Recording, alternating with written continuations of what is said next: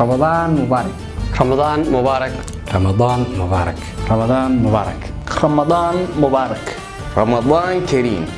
kusoo dhawow platformka waxbarasho ee tixi.com kaasoo aad uga baranayso hab online ah iyo waliba hab offline ah adiga oo jooga gurigaaga iyo waliba goobtaada shaqo.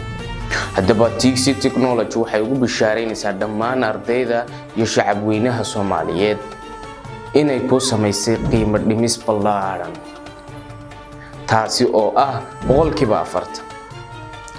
haddaba qiimo dhimistan waxa ay socon doontaa muddo dhan 10 casho.